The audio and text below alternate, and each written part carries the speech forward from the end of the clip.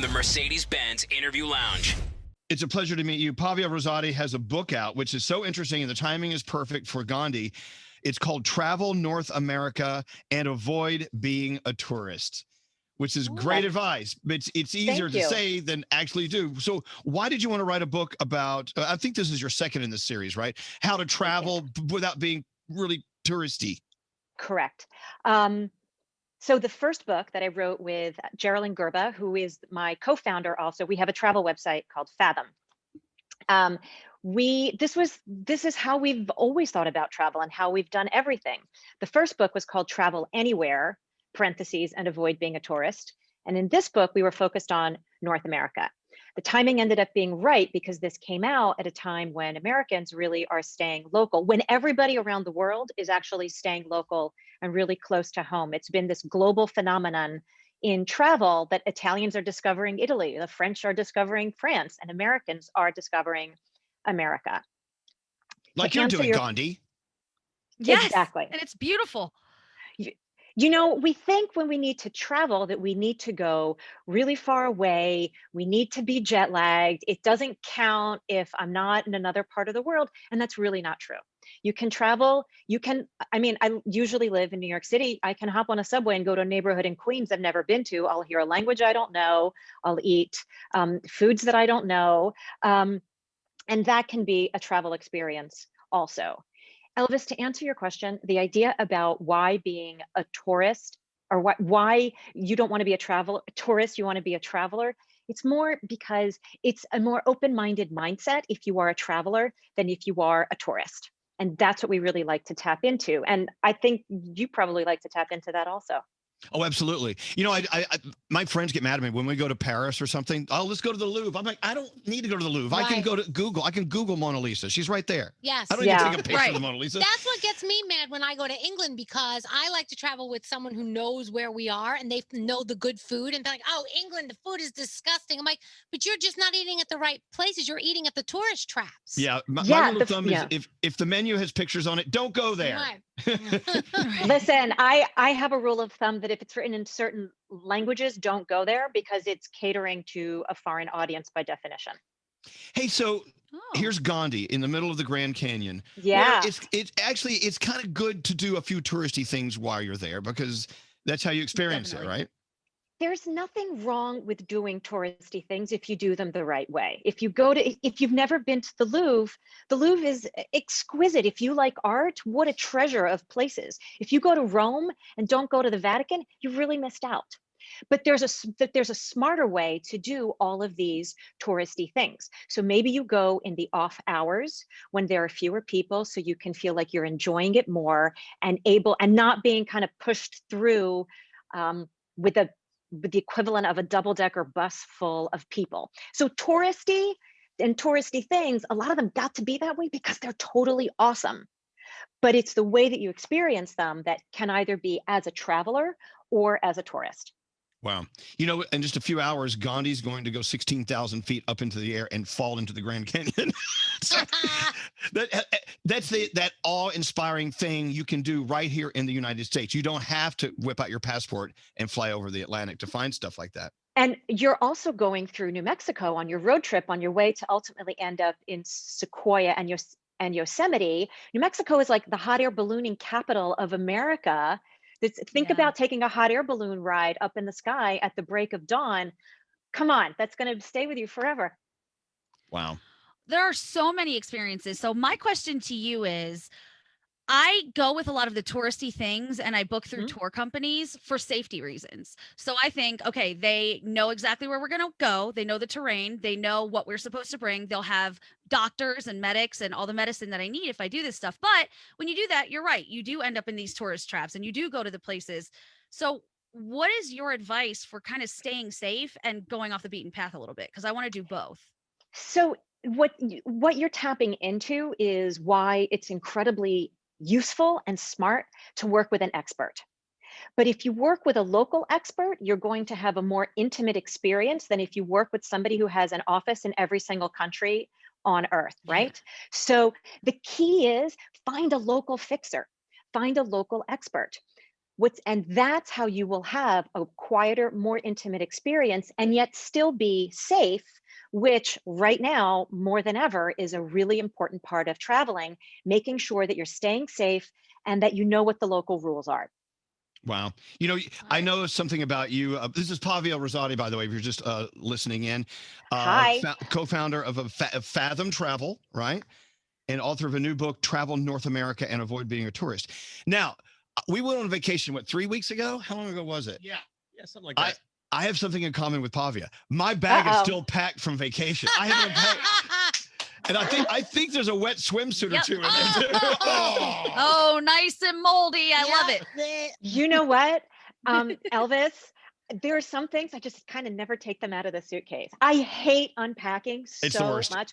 I'm a champion packer. I can pack really well, super efficiently, really fast. But I hate unpacking. And my suitcase will sometimes stay in my bedroom for like a month. Yeah. Mine's almost a month. Yeah.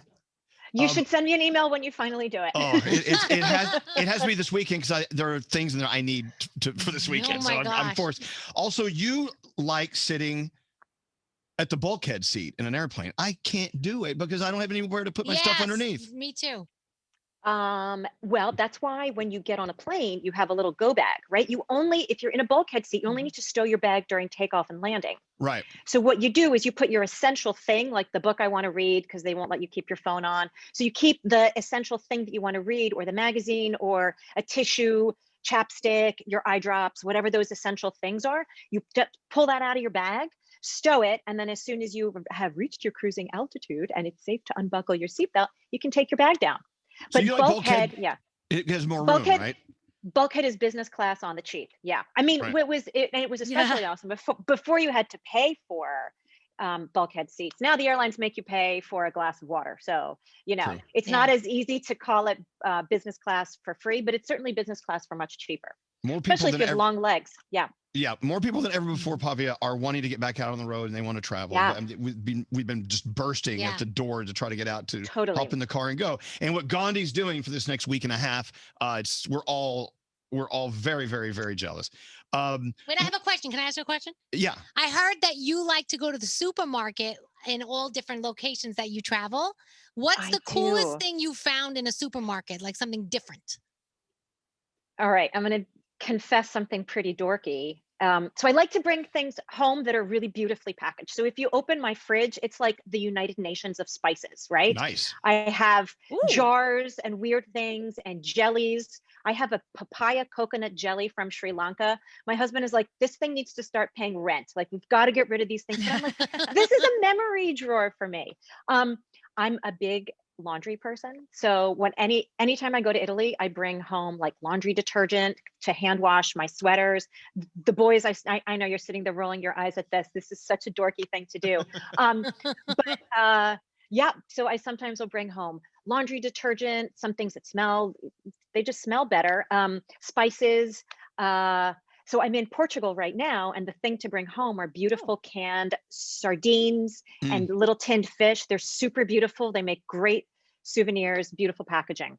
Several things. So, first of all, spices and things. Yeah. I want you to give us a few fresh ideas of where to travel in the United States of America. Because where Gandhi is, the Grand Canyon. Well, yeah, we've all heard about. We all want to go. What are some other places that we should consider that maybe we haven't considered? And I'm going to give you one for Europe. You just said it, Portugal. Portugal is, to fly into Lisbon from New York is really one of the shortest European air flights from here. And Portugal is incredible. It's like San Francisco in Europe because you have the hills, you have cable cars, you have water, the food, the people, and it's a little less expensive, in my opinion, than going to London or Paris or one of the others. Or San Francisco. I mean, San Francisco is one of the most expensive cities in America. Porto, yesterday we had 2 coffees for €3. Like you just, I mean, it's inexpensive, it's charming. So I'm in Porto, which is the second city in the north. This is where they make all the port. There's a new massive, beautiful wine complex called World of Wine that opened during the pandemic. And you come here and you can learn all about the history of wines in Portugal, the history of cork, which is the most amazing tree you've ever heard of, so much more than a bottle stopper, the history of fashion. It's incredible, all the stuff that's over here. to answer your question about where to go if you don't want to go to the Grand Canyon or the really big places, we have all these incredible state parks, right? And all these national parks that are smaller and not as big. So where Gandhi just went through, did you make it to White Sands National Park In New by any Mexico. chance? Yes. We did So not. in New Mexico, so Beautiful. they're fields. So imagine they're like fields of white dunes. You'd think you're in the Sahara Desert. It's finely ground gypsum. And you can ride horseback, you can camp, and you're in this like beautiful desert scape of like white dunes. It's amazing. So So I guess we similar got to to turn this that, thing around. you got to turn it around. Well, listen, but here's what's so great. Like you're in a car, you have so much freedom to be able to pivot and say, no, let's go here, let's go there. You're a little self-contained bubble of fun. You don't need to worry about a hotel room because you're right there. So national parks, the country is really rich with so many of them. Utah is the gift that keeps on giving.